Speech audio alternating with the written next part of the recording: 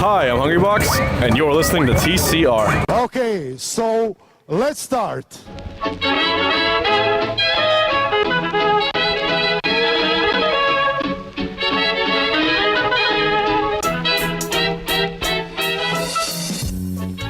Hello and welcome to another edition of The Center Ring, aka TCR, aka your favorite esports podcast.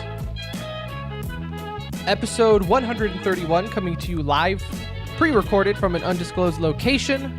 The date is November 19th, 2018. The time, 8:45 p.m. Central Standard Time. We have a show for you today. In fact, it might be the best episode ever. We had a championship Sunday, boys. In case you are unaware, that's when at least minimum 3 games have their big World Championship finals. So we always like to give that a little tip of the hat. So we'll talk about that. Halo 5, Smash Summit, Rainbow Six, Smite, all that will be discussed then.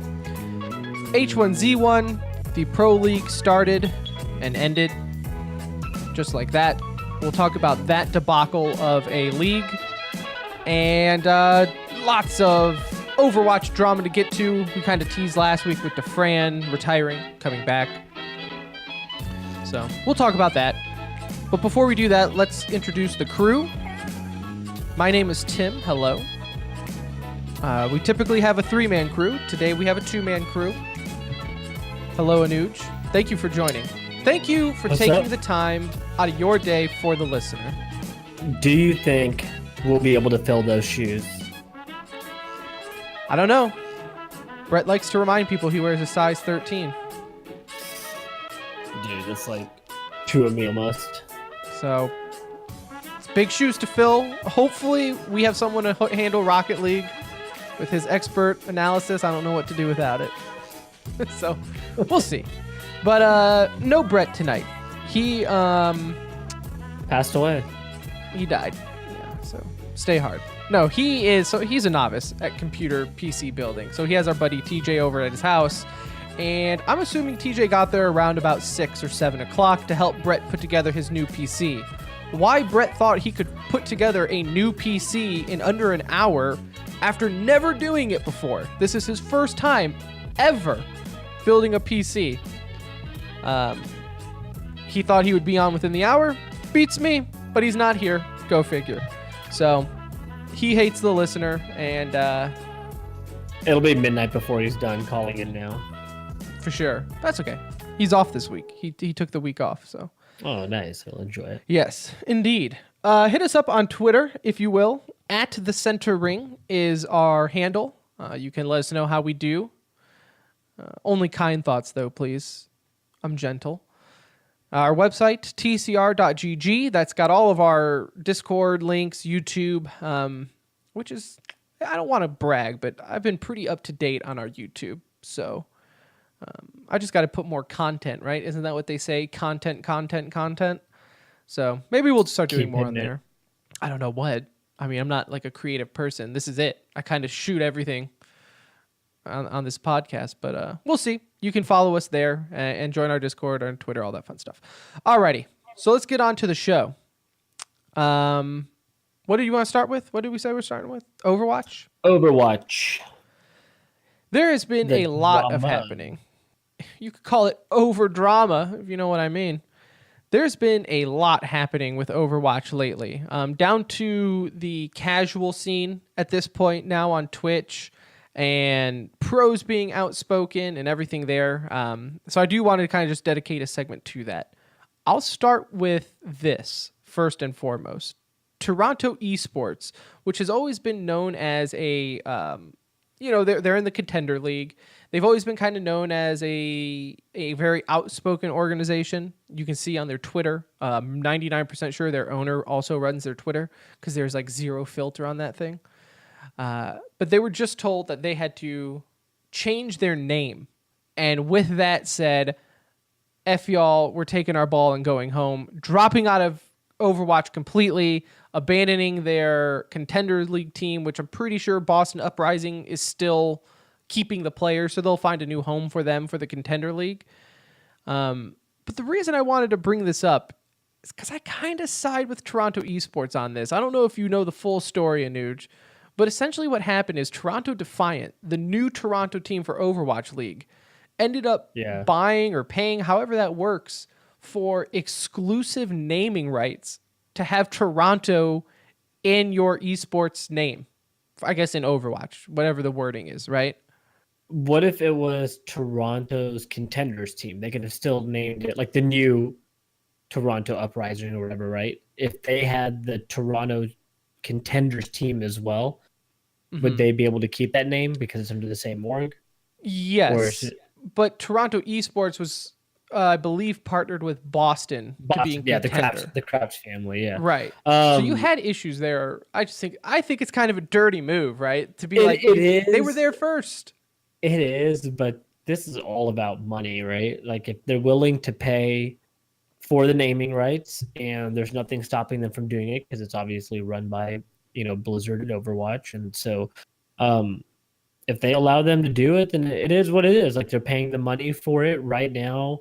I think Overwatch is like it's a big cash grab at the moment, right? Like there's so much money involved and so much at stake right now that people, if they're willing to pay, you're gonna go with the money right now, and you hope it sustains. But I get the point of view. It's just a crappy move, right? Like this team's been there, they're established, people know them, they're not a small organization. So to like go at them and just be like, hey, change it. You got a month, 2 weeks, whatever. Like change it. We're starting the season. Like let's go. You got to do it now.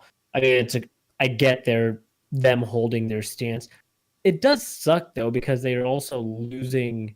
Like being a Contenders League is still a big deal, right? You're tied to the Kraft family. That is drama in itself, though, right? On how Blizzard has been treating the Contender League, right? We talked about it a few episodes ago, where they kind of reshifted it, making it a little bit smaller. They're not really supporting the tier 2 or tier 3 teams, right? You got to win to get any money really out of it at all now. So that is a topic in itself, right? Like is Blizzard treating the farm system for the Overwatch League proper? I think you even said it, and after the show you kind of changed my mind to where I agreed with you. Like if you're in the farm system, you probably shouldn't be making a living off of the farm system, right? Like you're not in the pros, you're not like in the big times. It's in any farm system. And we see that with normal sports where you just don't. Right, if you're on a double A baseball team, you're probably working an off-season job, right? Now, whether it's like coaching baseball in the off-season or something, that's it's not like you're a lawyer and then baseball player in the summer, right? These contender teams, they can be streaming, they can be doing a little bit more to help out their guys as well. I don't know if it all falls on Blizzard to support these guys, but that's drama. We talked about it last week in E-News. Defran announced his retirement, and not even just announcing it, right? He retired. He uninstalled the game, saying he's done with it. He hates Overwatch. He tried to do it, but he can't, and the contract has been terminated. And I think instantly right there, Atlanta Reign was probably scrambling to their PR team. Like, did any of you get an email? Like, did anyone get a text message on this?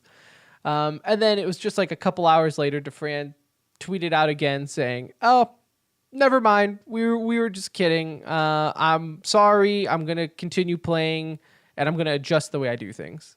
Let me read his tweet real quick because this is the best part, right? Like the tweet's crazy. So this is on November 7th.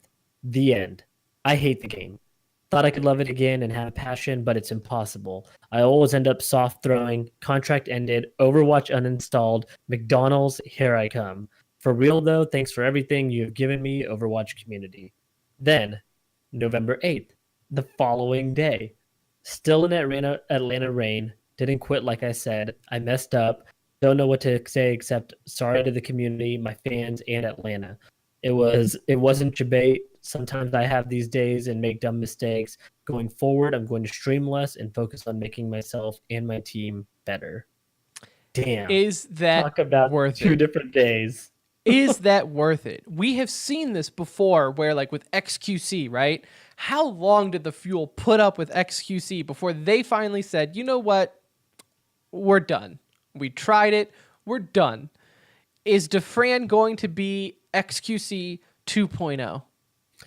XQC had a rage issue, which was a little bit different. Like he was known to be difficult to work with. Like it, he was just different, right? XQC is like really different. I don't know Dufran that way. Like XQC was in our backyard, so it was a lot easier to say. To hear about it. Yeah, like we just knew a lot more about that situation. I think if he's like, again, I hate saying this when it comes to XQC, but like if Dufran is like mentally stable, which I think XQC is not, it might be worth that risk. But ultimately, you have a loose cannon on your hands, right? And it's somebody you got to stay close to. You have to be more involved with him, which takes resources, time, whatever. But if he's a good enough player, it can be worth the hassle. But you have to know the personality and, was this really a one-time thing? Or with XQC, we saw a trend, right? Like it was one incident, 2, 3, 4, and then it like led to him getting kicked off. I don't know if it's really the same in this case. You won't really know until the league starts, right? I think a lot of these players who are young, they think, yeah, this sounds fun. Yeah, this sounds cool. I play a lot of Overwatch anyways. What's the big deal? I'll just go play more Overwatch, right? And get paid to do it. And then they realize how strict the schedule is, and you don't get to really just do what you want as often. And for these streamers, I mean, Dufran has been banned before. The dude, like XQC, has been banned multiple times on Overwatch just for being a troll, right? Blizzard has said, he's kind of on Blizzard's radar. We'll talk about XQC here in a second, but XQC was again banned most recently. I don't think Dufran is too far off from that. I really do not. I think this was a fan favorite signing. I think Atlanta signed Dufran knowing like, hey, we're a new team in Atlanta, which isn't like a destination city as far as like just people to root for the sake of rooting for, right? Not like New York or LA. And they needed someone to get that fan support. Dufran is definitely the guy to do it. I just don't know if you're looking to win or have a stable team chemistry if Dufran is going to be the right guy to do it. If he's already doing this while just kind of playing a pug game, like I don't know how he's going to handle the stress of the league. This incident definitely sets off like a bunch of red flags, right? The only difference is during league play, you might not be able to put yourself in these situations as often because you would assume you're out there scrimming with your team. You're like, you're on a pretty heavy routine at that point. Unlike other esports, these guys have a lot of time off in between seasons, so they have time to cause drama, get into whatever. It could flip the switch with him once the season starts and he's kind of in that set schedule, but it could go the other way. It's just one of those wait and see. Interesting for sure, though. Worth keeping an eye on. Yes, yeah. And speaking of XQC, I honestly was not, when I was making the Dufran XQC comparison, I had that going into this show like a week ago. I did not think I was going to actually be able to bring up a recent XQC moment for an example, but sure enough, he came through and he's been banned yet again from Overwatch. This time for basically going off and retaliating against people who were trolling him. I really would not care if XQC was banned. To me, he is now a full-time streamer. He's not a pro. Don't really care about him. Didn't care about him when he was here. Don't care about him now. I think XQC is who he is, no matter how many times he apologizes to the community or says his piece. But this time, Slasher came out and said... Well, he said this about the whole topic of these guys getting banned from games, right? Whether it be Overwatch, League of Legends, whatever. While some streamers do need to change their behavior in certain situations, game developers like Blizzard and Riot should be embracing streamers such as XQC and Tyler1 instead of distancing themselves. They have been loyal to these games. They are part of the community. And that's what triggered me. I even responded to that. And you know me, I don't really respond to things on Twitter. It's talking into an empty void, and no one sees it, and it's just whatever. But that there triggered me to think that, do people really think that just because you're a streamer and you get a lot of views for a game, you should have any type of special treatment? I see it. There is special treatment, right, for big streamers. Not necessarily streamers for your game, but like you always see when a game releases the special treatment that all the top streamers they get right? that random beta code. There's two parts to it. Slasher's correct that they are part of the community. Like, these are people that you're interested in watching for one reason or another. They have the numbers to prove it. I don't agree with the companies at all needing to support them. It would be very hard to tell your viewing audience to go watch Tyler1 or go watch XQC without knowing that you just put them in front of somebody who will say whatever they want to say, good or bad, about your game, right? They're usually raging at the game, saying half the time, it's although they're playing bad game. It, right? Yeah. Then you have to deal with language and just shit that these guys say constantly. There's a reason XQC is in trouble. I mean, he does it time and time again, right? So you can't expect these companies to come in and back them. You allow them to do what they're doing to a certain extent. Obviously, if they break certain violations, which they've both done, they get banned like anybody else. But yeah, they're part of the community. And I will say this too. It's not an even playing field. It's not. I do feel for XQC. I can get away with saying a lot more on Overwatch or games than he can. Because let's face it, there's not 10,000 people watching me, And when you have that many eyeballs on you, yeah, everything you do or say is going to get picked up. Someone from Blizzard, and especially at this point, is watching XQC every day. Like, there is some intern at Blizzard who is told, watch this dude stream, and if he says anything, you let someone know, right? Yeah. If he does anything, you let someone know. He should know that too. He's been streaming long enough. Well, that's what I'm saying. Enough time, so it's like, if you're gonna put yourself in that position and want to make money off of it, you're making money off of the game too by being part of that community. Those are the people that are supporting you. At least 90% of them. You know what you're doing. So either you play by the rules, or you do it and it gets him pub, right? Like they always say, any pub is good pub. This keeps him a little bit more relevant. Yeah. By even us getting a chance to talk about it now. But then I don't feel bad for the situation. They put themselves in it. He's profiting heavily from it. Like, he's got a huge subscriber base. So it's give and take. Like, if you're upset with the game, play something else. See if your fans follow you. Great. They might not. But if you're going to play the game, you got to play by the rules. You're a lot more visible. People are watching. That. Deal with it. Like, I just don't feel bad. I don't think they're trying to use XQC as an example either, though. I think it's just like, dude, look, you want 10,000 people watching you. One of them might be Blizzard. You got to play by the same rules. It's not our fault that you're being, viewed more, right? Because I can promise you, there are games that I play in Overwatch that people say something that they should be banned for every single day.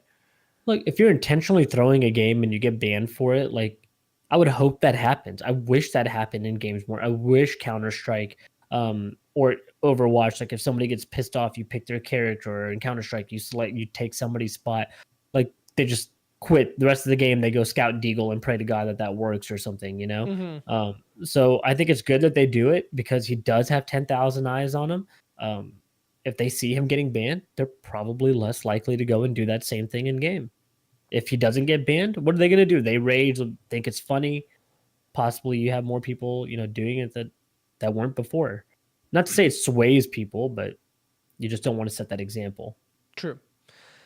And also, let's face it, when you're XQC, it's not like you've done anything to earn Blizzard's favors either, right? Yeah, you get people to play Overwatch, but I mean, when you also say it's the worst game ever and you cuss out the developers, do you think they're really that willing to be like, this guy's changed for the Let him 1800th go. time? Yeah. Yeah, he's fine. I think that is what it is. I don't think you should get any type of special treatment. And you know what? You see this in regular sports all the time. Think of hockey, right? It's always the guy who punches back who's going to get caught, right? How many times have you seen it to where, my mom taught me that growing up, right? Like, hey, if someone punches you, you're going to be the one who gets caught when you punch back, right? Or it's always the second person in that gets caught. If you're getting trolled, strike fast, strike first, strike hard. Yeah, I don't know, just be smart about it. I don't know. Another Overwatch drama, though, and this is probably something that warrants its own segment on, but there's just too much to get to today. And that was Siegel did a video. If you haven't seen it, it's about 20 minutes. It's a good length, but go check it out if you have 20 minutes to spare on the state of Overwatch. Big talking points in it. 1 million views so far. Huge, right? Huge. Yeah. And you can promise, Literally. again, that is Blizzard watching it, right? Yeah. Someone at Blizzard who pay attention. So it's great. It's great that someone like Siegel is finally talking about this stuff. Because he talked about how the balancing is off with Overwatch, right? The hard counters are too hard. It's kind of almost like a rock, paper, scissor-esque aspect to it. The toxicity, where you kind of need a scoreboard because right now you just don't know. There's not enough information to not get mad at someone. You just want to blame everyone when in reality, People maybe flame you are the the bad. flame. Right, Yeah. exactly. Yeah. And we do that all the time, right? You get into a game and you immediately say, like, all right, if we lose, it's Mercy's fault. And It's 100% the healer's fault. Yeah, every it's a time. meme at this point. Yeah. Yeah. He said the ultimates were too powerful, and it kind of came down to just the ultimate team fights and things like that. All very, very valid points. That's becoming a lot of discussion. Not everyone agrees with him. Just because he's Siegel doesn't mean you have to. You do have a lot of people in there saying like, well, I think he's just being a little picky on this one. I will say this. My opinion is, for people who had to have solo queued their entire time playing Overwatch, this is something you see since day one.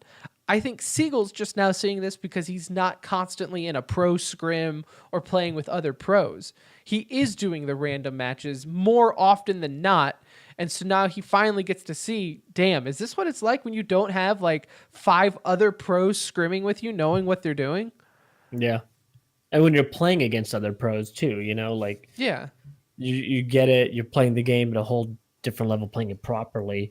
But yeah, this has been kind of the issue with Overwatch since the beginning. I'm not saying all of his points are 100% spot on, but there are a lot of hard counters in the game right now. As they add somebody, it almost eliminates somebody else. It feels like basically leaves a rotation. So, and I do agree that like if you have that, Overwatch is a game that you need 6 people working together. Yeah. You really can't have one person be a hard carry. And you really can't have that one person that is bad and then makes up for it, right? It is a tough game. And he made the point, right? If you're playing against a Brigitte and you have a Tracer on your team, you're going to lose. There's no doubt about it, right? Unless it's just like a gold Brigitte against a, Grandmaster Tracer. If there's even any type of even strength on there, you're going to lose because it's just a hard counter and it just shouldn't, it comes down to rock, paper, scissors. Tracer's not meant to beat her. Exactly. It's just not the way it works. And you do see that all the time. I do think his thoughts about ultimates, and we kind of discussed this earlier, that feels pretty normal in this game, though. Like, that doesn't surprise me that the ultimates are strong. Like, I thought they were supposed to be, right? Mm-hmm. So I thought if you had you have a special move that maybe comes up, well, it definitely comes up once, potentially twice during some of these matches. Well, they could come up once or twice in a fight, depending on the hero. Well, yeah, depending on who you're playing. This is what I think, right? If you want to balance out that, because I see his point where sometimes you just won't even pick a fight because you're just waiting for ultimates or what have you. I don't think the ultimates are too powerful. I think that ultimates just come too quickly. If you wanted to try to balance out their strength, make it to where they just take longer to get, and that way they're more valuable, right? That way you're not a Hanzo just throwing your ult in the middle of a fight because you know you're going to get it back in a minute, right? You got to be like, all right, I need to hold on to this thing because I might not get it again, or I might get it one more time in this match. I think they can that's make it like a Call of that. Duty aspect with their players, in that sense. You only get your special. I know you don't do it in Pro League, right? So in Pro League they don't have them on there, Right. but you only get it like once or twice a game, and you feel like if you mess it up, you really put yourself in a bad spot, right? Like I feel like if I mess up my super, your main move in COD, you're like, oh my gosh, I can't believe I did that just now. Or somebody kills you mid. That doesn't really happen in Overwatch. Like your main ability, whether it be with Ashe and the new Bob just running in there and doing its thing, or Hanzo, they're powerful moves. So if you do get them several times a game, it's going to overpower the other team. Again, I kind of look at Overwatch as that type of game, though. Like, right? Yeah. It doesn't seem... No, like you said, that's at least how I've always way felt. since day one. I mean, if your beef was it, if you wanted to try to do it on an experimental server, then maybe do that, right? I guess I've never been triggered by that because I'm with you. I guess I've just thought that's what it is, right? Yeah. It is what it is. That's Overwatch. You just play off of your ulties. You kind of keep track of the other teams, and you have that ult economy going on. But nonetheless, he does make a lot of valid points, and I am glad that it's picking up as much steam as it is. I know some people are trying to make a case for it, like, oh, well, this is why Overwatch is a dead game. I think that's such a tired bit, right? People say the same thing about Counter-Strike, because Counter-Strike isn't really like a top Twitch game anymore. It's like top 10, but not top 3 like it used to be. And that happens. It's just, that's the way Twitch works. You get people who want to watch newer things. It doesn't mean the pro scene is dead, which I think for a lot of these games is where they live and breathe, right? Go see a player base in Counter-Strike when a major happens. I promise you that player base spikes the week of and after a major. Oh, 100%. Yeah, for sure. It's the same thing with Overwatch. Watch how that viewership and the player base was going to spike when the league starts up again. It's just... Yeah, and again, with Overwatch, it's just one of those things, like, people just got to wait and see. It just hasn't been doing it long enough to know. Like, Counter-Strike, again, is such a hard comparison to any game because it's such a unique situation of 20 years of being involved in the esports community in some form or fashion, Overwatch, whether you look at Fortnite, like, everyone's quick to judge and say, oh, this is the end, or this is, oh, they're about to take off now. Like, you just got to wait and see. It's different every year. Overwatch is going into season 2, which is nothing right now. It's just one of those things. You can't call it a dead game because of the player base. Again, it's the pro scene that drives the money here. If the sponsors are there, the viewer count is at an acceptable number, it's not going anywhere. It's going to stay. Right. It doesn't like the World Cup pulled in over 100,000. It's not... It's one of those things. I guess, I don't know. I'm not a Overwatch apologist, but I also am not here just to hate on it because it's Overwatch. I love the game. I love playing it. I also, though, completely understand, like, when Siegel was like, I wonder if people just decide not to play the game because they don't want to get upset. Yeah, that's like everyone, right? Like, there are many times where I'm like, man, I would love to get on and play like a game or two of Overwatch, but I'm also going to go to bed in like the next hour, and I don't want to go to bed just pissed off. So it's not a perfect game. No game is. It's just nice that a player as big as Siegel is willing to talk about it and actually get that type of traction, right? So maybe things change from it. You hope. Even if you take a piece or two of it and use it for constructive criticism, it doesn't have to be, make all of these changes to satisfy him. But they're talking points to generate conversation around those pieces. Right. I'm not saying just because it's Siegel saying it, it's all true and it should all happen. I think in a perfect world, how about if you play competitive, you actually want to compete and win, right? That's Yeah. what needs to happen. A lot of this can be fixed by just having a better community, but that's Better that's a community, case and I for think everything. a big thing for competitive that would help a lot of this is queuing for roles versus queuing for matches. Right. You can't do that right now, right? You Like, can that's do a not. group finder, but even then, it doesn't force you to play that role. I think that should be something that, I mean, that would just help Yeah, the that's game what in people have been general. saying that since day one, though. The thing is like a lot of complaints that people have, they've been complaining about since day one, and it's like, yeah, Blizzard will tweak little things here and there, but there are some things that they are just, there's not going to be a scoreboard. Like they have said it. I don't really agree with their reasoning, but whatever. But that's kind of been Overwatch in a nutshell for like, I feel like the off season, right? Especially in like the last month or two, a lot of drama going around in Overwatch. Doesn't necessarily mean it's a bad thing for the scene, right? It gets people interested. The fact that I think it's off season and you can have these kind of conversations is a good thing. It's like the NBA. Yeah, right. The fact that you can have these drama, and that's not even bringing up roster moves or anything like that. So we'll get all that on a later episode. For now, let's get into some Championship Sunday, shall we? Because, like I said, I'm actually gonna play some music on this one here, Nooch, if you don't mind. I'm excited for this segment. Like, this was a big Sunday. It was a Big very weekend. big Sunday. Very big Sunday for a lot of gaming communities. I don't even know where you want to start. Go top down. Top Actually, down. you know what? No. Go bottom to top. All right. So starting Save the off, big boys for later. you had the Smite World Championship wrap up. Splice, the North American team, ended up defeating Team Rival in the closest championship ever, beating them 3-2. And even in the both semis, they were 3-2 series as well. No, 3-0. Oh, sorry. Wrote that wrong on there. Both semis were 3-0s. 3-0, So it was okay. nice. Yeah, it was nice. Okay, that, so both the teams finals, kind of dominated in semis, went to the finals. Yep. Boom. And had. And I like, know a you big- said you watched some of this. I watched a little bit. I watched like a game. I actually watched game 5. Splice happened to dominate that game, so it wasn't the most exciting game. The game ended. It was nice because the game ended in like 30 minutes or something. Felt like a quick Smite game. I So want to wrap it up. Smite, 3-2 Splice, blah blah blah. In Rainbow, I don't know anything about Smite. I won't lie. I've never played Smite. I've seen it a few times. I know it's okay, popular. That's it. That's my Smite knowledge. In Rainbow,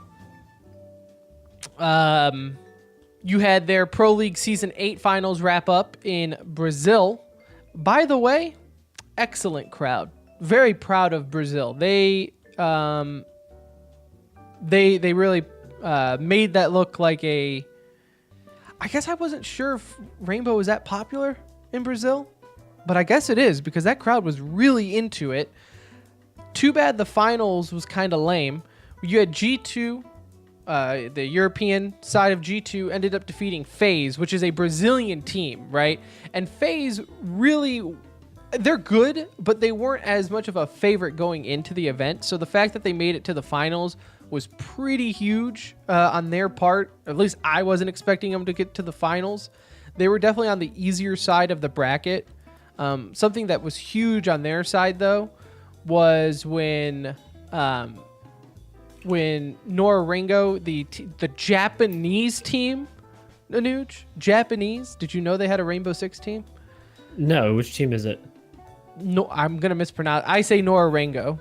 I don't know if that's how you say it, but they ended up defeating Rogue 2-1 in the quarterfinals, which was like the biggest upset of the tournament, apart from Fnatic beating Evil Geniuses, which was the American, the NA team. One of them, Rogue obviously being the other, but being both upset in the quarters. So FaZe pretty much had one of the easier routes to the finals, but they ended up getting smoked 2-0 in the finals. Rainbow always manages to amaze me. Like, Yeah. you don't hear a ton about them, but they've continuously just built that player base up, and they've made the right changes. They put on a hell of a show. They have the best host in all of in all of the world, in our opinion. Should take over CS:GO here pretty soon, hopefully. But yeah, that game continues to surprise, dude. Like they put on a good show, quality gameplay. It just kind of blows my mind that they've stuck around when they started so rough. And we can kind of talk about this when we talk about H1Z1 in the next segment. But Ubisoft has done a really good job of knowing what they are. You know, they have done a really, really good job of chipping away and creating their little scene in esports. And I think it really has paid off for them, because you do see when it comes down to the finals, they'll pull in 150,000 viewers. Look, they know how to make changes to their to affect their scene directly, rather than to affect to a casual player base, right? They're not trying to draw in a bunch of casuals at this point. Like, they know that they have a competitive player base, so the scene is catered towards that competitive player base. And I don't think you see that often enough. So credit to them. Because like I said, it just doesn't happen. Most people are focusing on drawing in a new audience, pulling in casual players. That's just not the route they've gone. Very good. Very cool on them. I was also very interested in this tournament. I did a lot of show research. A lot of Hours, show research. Days. Hard sweating research for the stage host for the Brazilian stream. I'm going to mispronounce her name, but quite frankly, I don't care. How would you say this? Nivi Estevan? Nivi Estevan? Nivi Estevan, let's go with that. One of the most talented stage hosts in esports. I think she should stage host every esport. Like, goodbye machine. I mean, Estevan. She just asked the best questions and really controlled the crowd. Just fantastic. It blew me away. So if you don't know who she is, look her up, but not at work or on your cell phone. She looks talented. Let me tell you that. Can I say that in 2018? I think it's a little rough with the climate, but with the amount of listeners we have. I was complimenting her work, though. No, that's what we're talking about, right? Hey, can I be real with you, though? On a side note, apart from Championship Sunday, I also went to church on Sunday. Church hot, still a thing. Going strong. You got now in Texas, you got the fall church hot going.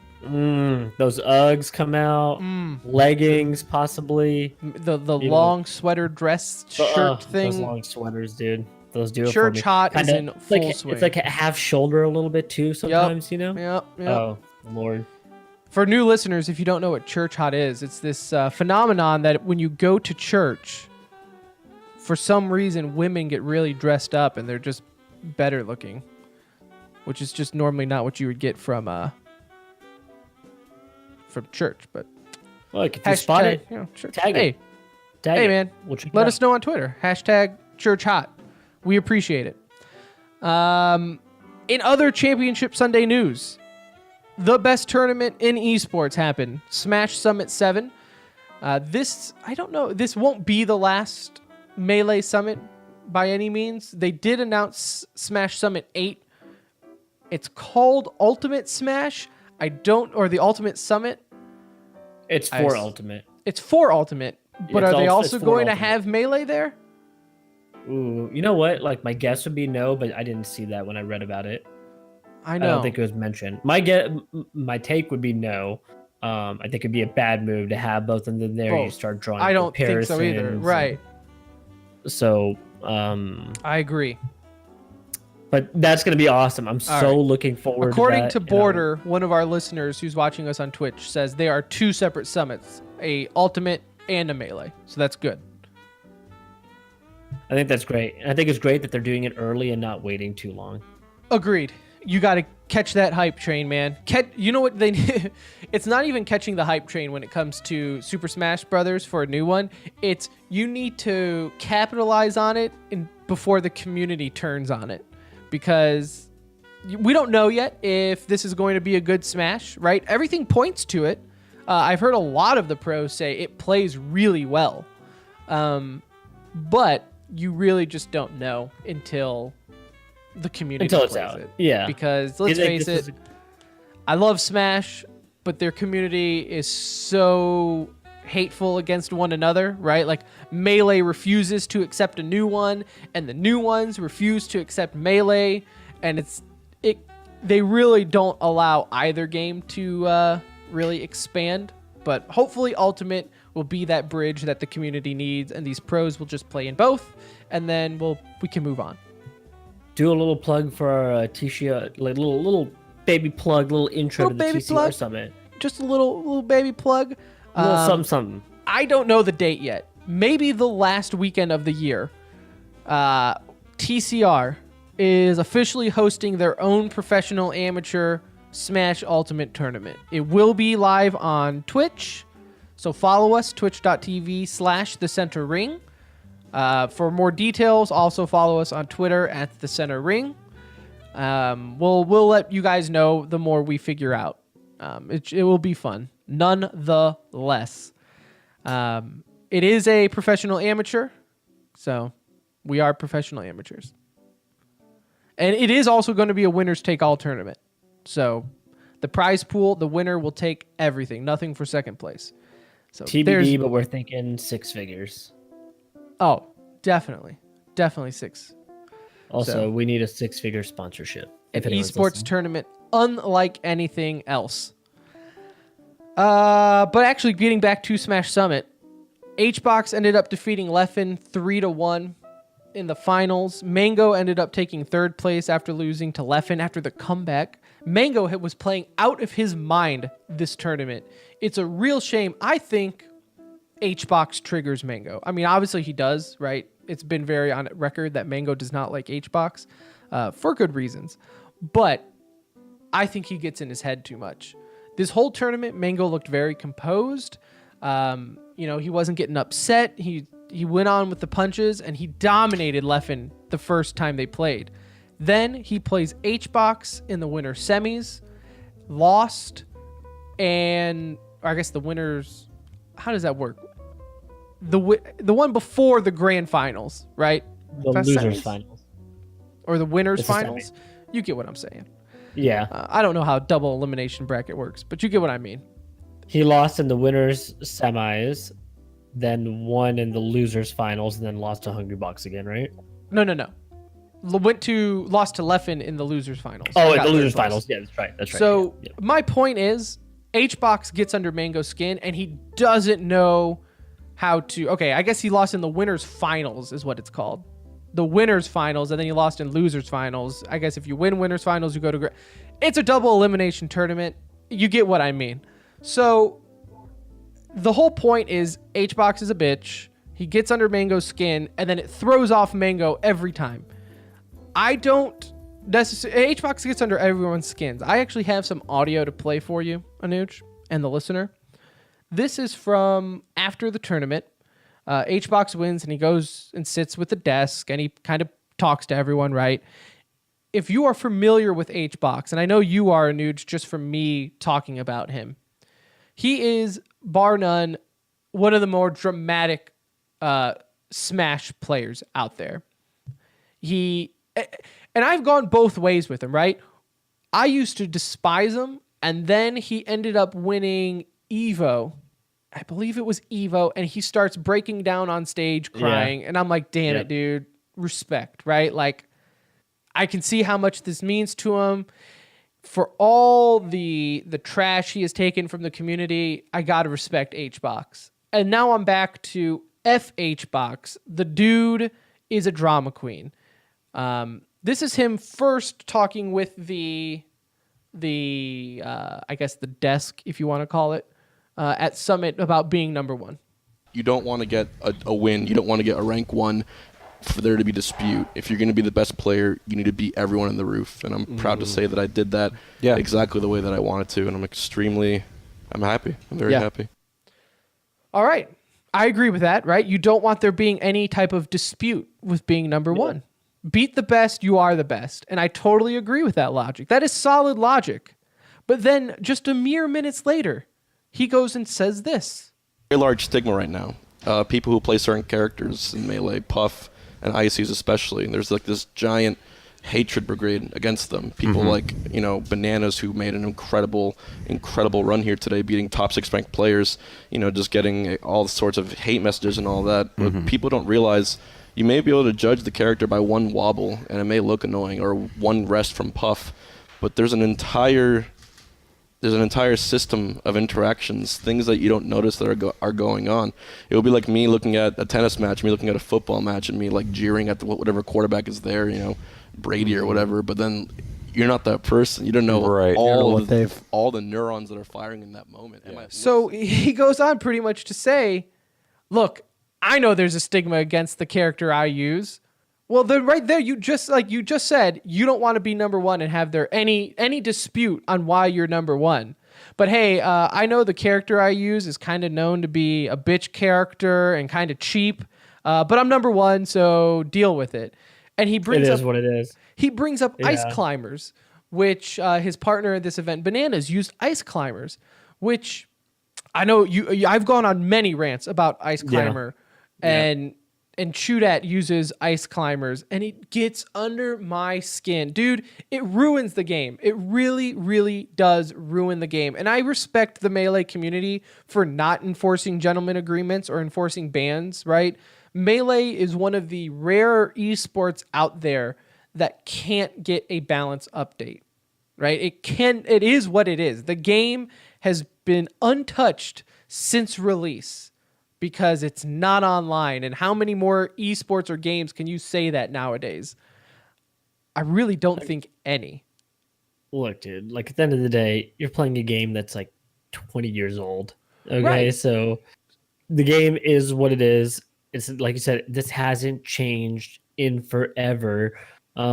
So there was no need for him to say that, because it kind of just threw himself under the bus. I think for us, as the community or spectators, I mean, I might hate certain things, but it's allowed. I hate gentleman agreements in COD. I think they're terrible. I think you set up a pro league and it should be played with the rules that are in place. So for him to say that, whatever, it takes away from himself, he's not knocking anybody else for it, doesn't make me hate him for saying it. But yeah, there is a stigma around it. Like, people understand that. And I think you have to accept the stigma, though. Don't try to sit here and be like, oh, there are a lot of thinking that goes into the wobble. There's a lot of thinking going into a wombo combo where the second you grab someone, they cannot get away from you, and you rack up the damage and kill them in one hit. Like, there's not much thinking going on there. You are just praying to God you can grab them 4 times and win that match, Like, again, don't come at me and be like, oh man, this is like a top 10 skill right here. You're using something that is a cheese part of the game. But hey, you're number one, so just own it. Like, really, I just want you to own it and just not even look back. Don't worry about it. Like, play your game, do you, but don't make excuses for it, right? It starts to be bad. I think if do that, what he should have done is been like, hey, you know what? I know the sleep is cheap for Jigglypuff.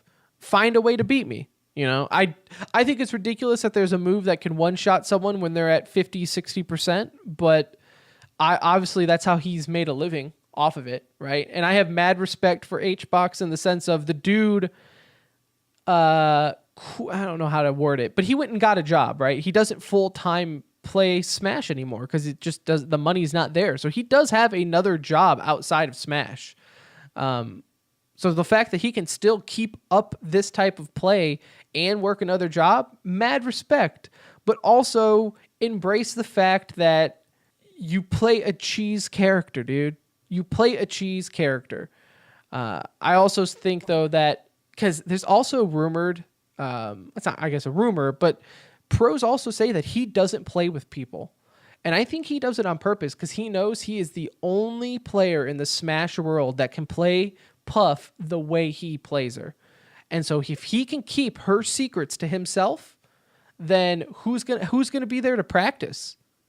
It's not like new people are really entering the scene that much either, right? You see the consistent same three, Yeah, four I names mean, at the top I think people are forever. waiting for So, Ultimate and whatever, but still though, but like think in about it, right? general, Like at these tournaments, right? You have pros that might not be able to play X level of Pikachu. But you do have pros that can play Pikachu, so they'll go and warm up against another pro to try to play Pikachu, and you can do that. And if you're a pro prepping for this tournament, you know you're going to play about 5 other Foxes. So you're going to really focus on beating Fox. How am I going to beat Fox, right? Not necessarily how am I going to beat Mango or Leffen. It's how am I going to counter a Fox player. yeah. Well, you're not going to focus all that time into, okay, how am I going to beat Jigglypuff? For maybe the off chance you have to play H-Box. I mean, unless you're going into like the top 4 or even top 8, you're probably not going to play H-Box. I'm talking like, if you're a top 20 player. But especially if you're a top 8, you still have a small chance that you ever play H-Box. So why focus all that effort in playing a Puff character? You shouldn't, right? That's not smart training. But guess who's taking advantage of that 100%? H-Box. The one guy who is dedicated to playing him. The one guy who has mastered Puff. And guess what? He has the easiest time practicing because he could pick pretty much any other top tier hero or character and people are going to play them. He can find anyone can play a Fox, right? He can practice against anyone to play Marth. So I think a lot of that goes into why he is number 1. Not taking anything away from it, right? But some people are wondering, like, man, why is H-Box so good? Well, I think it's just he has a very unique situation, and he is taking full advantage of it. And again, with the game essentially is dead in the sense of it's not changing. So yeah, people just got to find a way around it. Or in our case, we're hoping everybody moves to Ultimate and kind of gets on the same page here. Yeah, I don't like the split community aspect of it. I don't want Melee to die, right? Because Melee is always near and true, but I would like to see those pros also migrate over, Like, let's see what you do up against in a new game with new, with a different top 8 to play against, right? Like, you guys keep playing each other. Let's see what happens when new talent, new blood gets involved. But nonetheless, Smash Summit was really fun to watch, and I'm glad that they have 2 more coming up relatively soon. In the last edition of Championship Sunday, we come back to a near and dear game to our hearts. Halo 5 has their final tournament for the Halo 5 series at DreamHack Atlanta, where Tox ended up defeating Rec in back-to-back 4-0 sets going from the losers final. So they had to reset the bracket and win another best of 7. And Tox ended up 4-0ing Rec on both sets. Trying to save time, man. We appreciate that. We know these could have been dragged out. 2 best of 7s. When I heard that, I was like, oh God, I'm going to be here all night. And then Tox was like, nah, man, don't worry about it. I got your back. It always makes me sad to watch these things because we're all Halo lovers, and I get like a little depressed watching a Halo tournament. But I enjoy it. Like, I always enjoy the gameplay. It's still Halo. Like, it might not be the game that we want, but still watching Halo. I didn't watch a ton of it. I did watch some of the finals. It's exciting, dude. Like, the game's exciting. It gets me pumped up for the next generation of Halo and hoping it comes to PC and done right. But it's always fun to watch high-level competitive Halo. Like, you get a good show. It's down, like, it's so old school, right? The Capture the Flag and Oddball and Slayer. It was cool too because I know you did the same thing. Summit got permission to stream it on his stream, so it was really cool to see Summit watching it. And it brought back, like, hey, I didn't know he was such a fan. Like, that dude knew what he was talking about. Dude, he knew so much he could have been on the desk. He could have been. So I think that was really cool to see. Like, damn, it just goes to show the fan base is still there for Halo. You have those old school fans for Halo just waiting for it to come back, right? And it's like it's weird. normally games don't have as long of a lifespan or a waiting period like Halo, but it does seem like we're willing to give Halo all the time it needs to become big again, you know? Like It's like just get it right. just Like get it right. If it takes you longer, just get it right. right. It's you can have all the time you want with Halo Infinite. If it comes to PC and it is good and you win the community over, it was all worth the wait. It was pretty cool to see that they did this at DreamHack Atlanta, but they're also doing it in January in St. Louis, a Halo 3 tournament. So like I said, this was the last Halo 5 tournament, but it is not the last Halo tournament before Infinite comes out. You do have a Halo 3 Master Chief Collection, but nonetheless, Halo 3 tournament coming up in January, which I think is pretty ingenious on their part. Makes me think that Halo Infinite would come out at the end of next year. I don't know if that's accurate or not. That's purely speculation, but kind of for the holiday season. Yeah, well, it's your last Halo 5 tournament, so what are you going to do? Like leave Halo in the dark for a full 12 months? Right. That's not going to be also a good makes me look. believe Halo Infinite is going to play more like Halo 3. Which, how awesome would that be? Why go back that far in the list, right? You got Halo 4, you have Halo Reach, you do have games 5, in between. Master Chief. Yeah, you still have 5 to mess around on. Master Chief redid all of them that you could technically play, and then they chose Halo 3. So although Halo 3 was the Mac Daddy of them all, but it would be weird that you decide to go Halo Infinite, play exactly like Halo 5, and yet you just had all these pros play Halo 3 for a year. Yeah, it's going to be cool. It'll be fun to watch something a little bit, like, in the sense, bring back some good memories. Again, I think our hopes and wishes are known for Halo in that game, and it's just kind of a wait and see situation here. And one thing, though, that's kept Halo alive for this long, because let's face it, right? 343 could have been burnt up with Halo, and they could have overdone it and got too excited with it and everything, but they didn't. They played it smart. We talked about Rainbow Six playing it smart, right? Knowing what you are and knowing how big a piece of the esports pie that you can have, right? Don't get overzealous, which is something in our next topic definitely did not do. As H1Z1 Pro League officially shuts down to no one's surprise. This opened up these guys. We talked about this even early on when these guys came about. It was over the summer, right? It wasn't that long ago. No, it wasn't. And I remember the first match took place fairly late at night, on a weekday, if I'm not mistaken. But I got a chance to catch it. I was like, hey, this is kind of cool. But in my mind, I'm like, isn't this game dead? Like, where are they getting all this new money from? Like, how long can they sustain like a full pro league?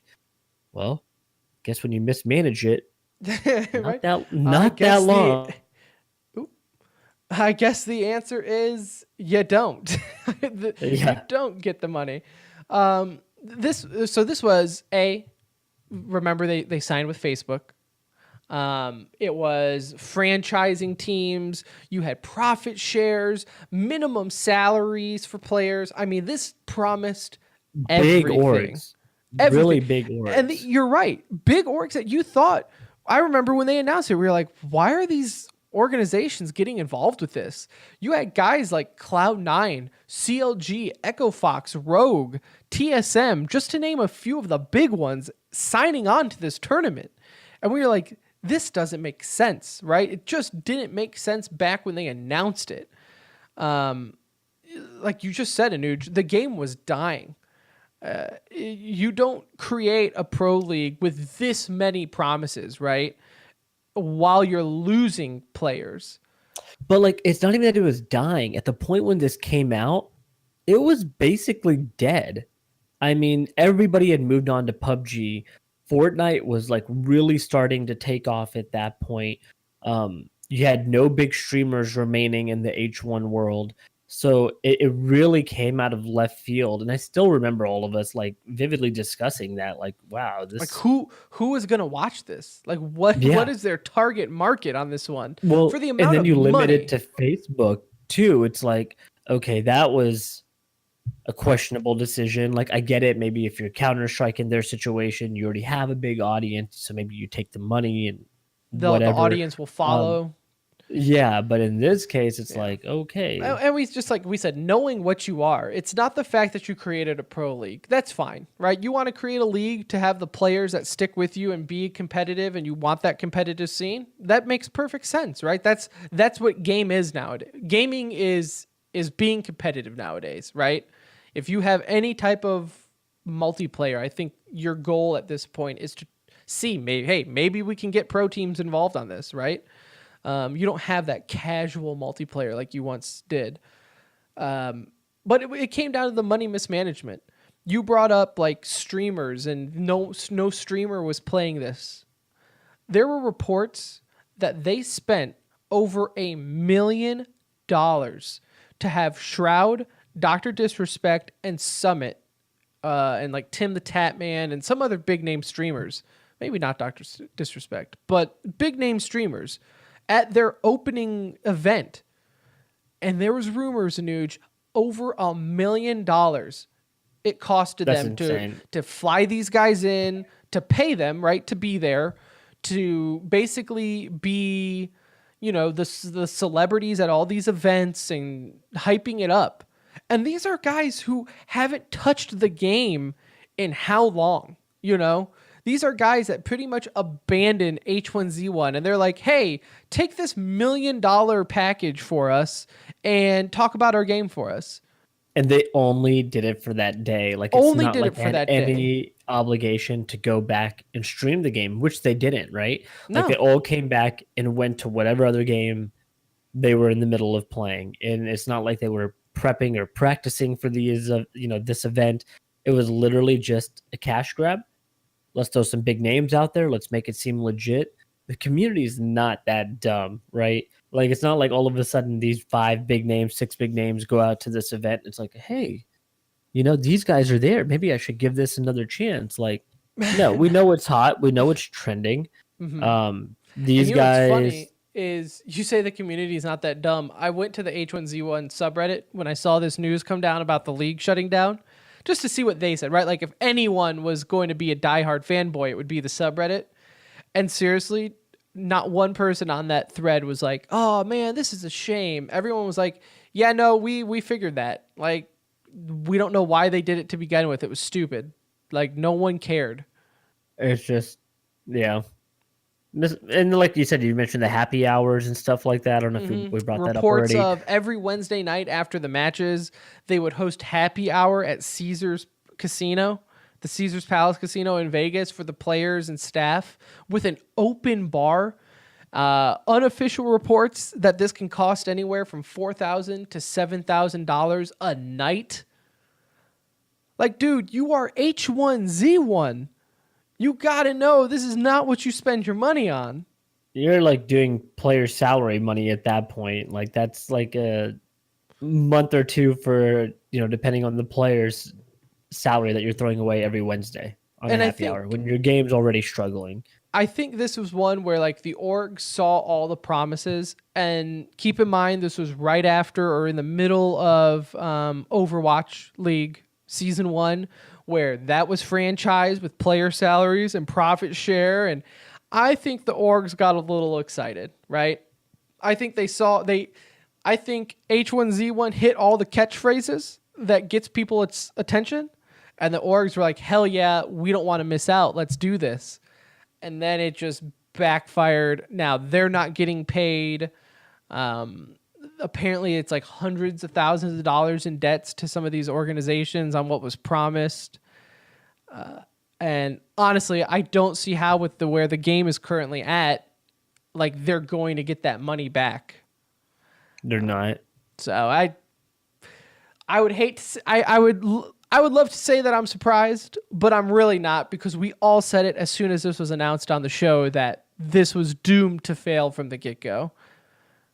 There's just not enough. I mean, H1Z1 has been one of the most unstable games since it was released. Even in beta, when Sony sold it. I think people forget that Sunbreak Studios was not the original studio behind H1Z1, It used to be Sony's Entertainment that Yeah. was making it, and then it split. They created Battle Royale, and I don't and then know, from man. there, it just didn't keep up with the times. But I The also game put it was on so the orgs mismanaged. too, right? Like the orgs, I feel like really should have known better in this case. This is an issue with them just diving into every single game that you can, and you see what Yeah. sticks and where you make your money. And I think this was just a bad gamble. I mean, they had to know ultimately it was a risk, and so you don't overly can't like. It's not all H1Z1. Like, hey, you guys bet on us too, and it didn't work for all of them. So Right. um, Well, I 100% agree. I don't think the org should be completely at blameless in this, right? It's kind of like, what did you guys? They should have done their research just as much. hell, they should have been marketing the game a lot more too if they really wanted Yeah. it to succeed. Like, let's be real. I mean, we follow all the major team accounts, all the teams that are pretty much involved in that league. I never saw them tweeting about H1Z1 except for maybe match night. Like the night the game is on, they would tweet out. You know what they'll tweet about though? Paladins. They'll tweet the hell out of Paladins. They learned from their Which mistakes. also had their world championship. We forgot to bring up Paladins in championship Sunday. NVS ended up winning the Paladins world championship. So if there's proof that a game can survive based off of the game developer paying for their esport, Paladins is that proof. Because I promise you, there's no way those orgs just sign up for that one. No way. Again, another one of those that like blows my mind, but I want to talk to someone off the air and be like, so you guys, how much money do you make to play in Paladins Pro League right now? How much? Because I'll tell you what, like the 8,000 people it gets watching their matches ain't cutting it. So if that might be too great, but agreed. stay hard H1Z1, because I think this was probably the nail in. Well, this is what sucks, right? From a non-esports side, is this will probably kill the game. Even for like the casual people playing it, as a company, this will probably kill the game because they're so in debt with all of this. You don't know if that's going to hurt the game development and updates and everything there. So we'll just have to wait and see, I guess. But let's get into some e-news, if we shall. In CSGO, we had the DreamHack Open Atlanta. This year, you had Vitality beating Luminosity 2-0 in the finals. Vitality, if you don't know, is the new put-together French team consisting of like MBK, Apex, RPK, Happy, and Zywoo. Zywoo was definitely the all-star of this event. Like, he is such a raw talent, and there's all these stories coming out that he was offered a contract either by Envious or G2, or I think it was probably G2, and turned it down, wasn't ready to make the change at that point. And he is going to be the next big French star. I don't know if it'll be Vitality being that team all the way, but this was a good start for them. It puts them in the top 30, I believe, of the rankings right now. Again, they beat Complexity in the semis. They were down a map and came back and won the final two, and then defeated Luminosity 2-0 in the finals. It's kind of cool to see a French team playing at that level again. Yeah, winning a tournament. I mean, that's just big momentum. The way Zywoo was playing, it definitely gives you hope that maybe this is the roster that can kind of shoot the French scene back on it. Not saying G2 isn't good, but they're just as inconsistent as any other. Yeah, Zywoo is going to be that guy to watch in 2019. Like, this guy wouldn't surprise me if he came out and was like a top 5 player going into next year. He's that good. In Dota, you did have, I'm going to screw this up, the Kuala Lumpur. I'm going to go Lumpur? with. Is that how you say it? Yeah, Kuala Lumpur. Okay. Where's that at? Nepal or something? All right. I watched the major, but I don't watch majors for the geography lesson. Virtus Pro ended up defeating Team Secret 3-2. This is Virtus Pro's Malaysia. Malaysia, Nepal. Tomato. This is VP's 4th victory of 2018 when it comes to major or big tournament. They have been dominating in Dota. Too bad they are wearing esports' worst jerseys, but that will all change as VP announced that they are going back to the orange and black in 2019. Don't know if that means the sponsorship is done or if they just, felt like they need to go back to their roots, but God bless them for doing so. And in happy esports news, Sonic Fox, as much as I give him grief for his antics, I just Dude's think character, man. I love him. triggers me just thinking about it. He did end up, last week he ended up winning the Injustice 2 Grand Finals and decided to donate 10,000 of his winnings to Rewind's, which is another pro, Rewind. His father's going through cancer, and I think it's like stage 3 cancer surgery. And Sonic Fox is donating $10,000 of those winnings to him to help with the surgery. So, can I bring up something on that? Of course. So, did you watch this? Did you watch him do this? No, like I did not. He won? Okay, you gotta go watch. Did he this like video. announce it like right there? Yeah. So, okay, I just read the check story. this out I too, didn't know and maybe we can post this on Twitter. So he went and did the winners presentation or whatever on front stage, and the guy's interviewing him, and Sonic Fox goes into this, starts mentioning how Rewind is somebody that he scrims a lot against, and that he goes, I've never played the games for the money. Like, I really just enjoy playing these games. I've never done it for the money. And he goes, Rewind is a good friend of mine. I scrim against him all the time. I want to do this for him. And then was just about to start talking some more, and the guy cuts him off, and he goes, all right, well, that's great. We got to head out now. So thank you so much. We want to thank our sponsors and blah, blah, blah. And then they cut it. Oh, and it was I wish I had the audio. Oh my God. You could tell it was getting to something. He was about to have this emotional mid-sentence. He had just set out a few words of the sentence. And he's like, all right, that's great. Thank you very much. And now the guy at the sponsors, stage thought he was just wanting to give a shout out to his buddy or something. It's dude, it was So what happened? Terrible. Was Sonic Fox no, wait. No, it was it's weird. The dude just straight up cut him off, and then you could see them pan out, and it was done. And so Sonic Fox was just standing there, and he did the whole kind of shrug thing, arms out shrug a little bit.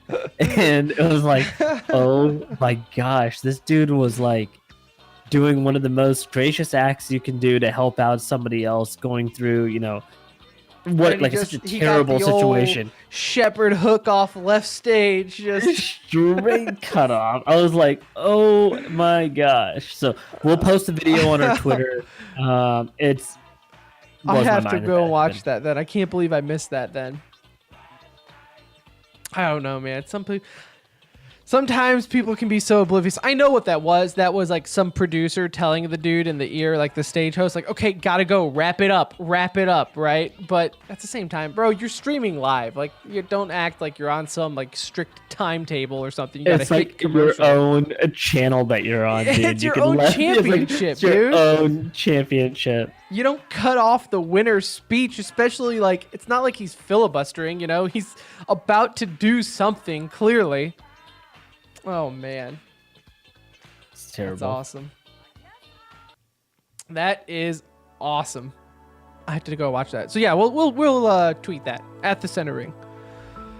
That just about does it though for this episode of the Center Ring. It's an extra long one, but guess what? There was extra stuff to get to with the Championship Sunday. With how many world champions were crowned this weekend, you just had to give them all their proper time. I do appreciate it, Anuj, for you joining. Hopefully Brett will get his PC working. I just texted him. He says they're still working on it. So that marks about 4 hours working on their PC. That's going to be going a little bit longer. Godspeed on that one. Again, thank you to the listeners, everyone who hung out. If you're in our Twitch chat, I appreciate it. If you listened to the full episode or skipped around on the podcast, I love you all the same. Again, Church Hot. If you see it, say something. It is that time of year for it. It is that time of year. Follow us on Twitter at the Center Ring. Let us know how we're doing. We love to hear from fans. We love to have discussions in our Discord, so join that.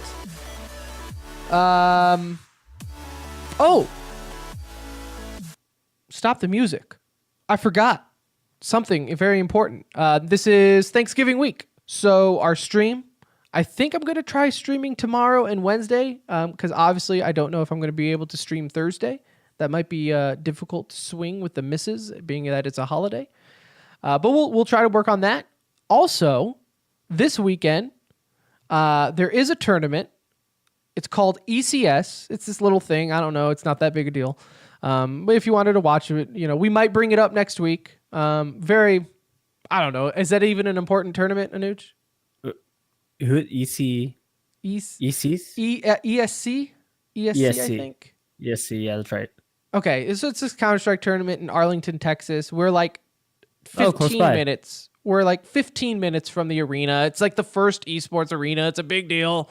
And we do a lot to grow the local esports scene, and we in touch with a lot of people. And you would think we could at least generate a email response from our outreach to say, hey, we would love to come check out the event and pimp it out and help you guys out a little bit. And we got nothing in return, so we're not bitter about it. We're here still publishing their little tournament, their little cute tournament. Ooh, look at us, Arlington, Texas, and top teams in the world, like no big deal. Yeah, okay, yeah, top teams, quote unquote. Mm-hmm. Have fun with your dying game, Counter-Strike. Astralis. Sure. Yeah, go figure. There's a bunch of Europeans scheduling a tournament on Thanksgiving weekend. Yeah, good one. Good luck. I wouldn't have made it on Thursday anyway. Yeah, I didn't want to go to your little tournament anyways. Who cares? GG. So I guess we'll bring that up next week. But again, that does it for this episode of The Center Ring. I do appreciate you guys for listening and hanging out with us. We will be back next week. Next Monday, in fact. Oh, no, we won't. I won't be on next Monday. We're probably going to record Tuesday. Monday is my 2-year anniversary. I just remembered that. What better way to celebrate it than... Yeah, I'll let my wife know. Esports. I'll let my wife... Babe, I got to go. It's the job. And then she'll be like, how much money have you made off of it? I'll be like, hey, it's not about the money. I get that way too much. We're going to have to discuss that. It's not a fair argument. No, it's not about the money. It's not about the money. It's about the love of the game. And we do love the game. I'll pimp out everything again. Why not? At the Center Ring, tcr.gg. For Anuj, I'm Tim. We'll see you next time.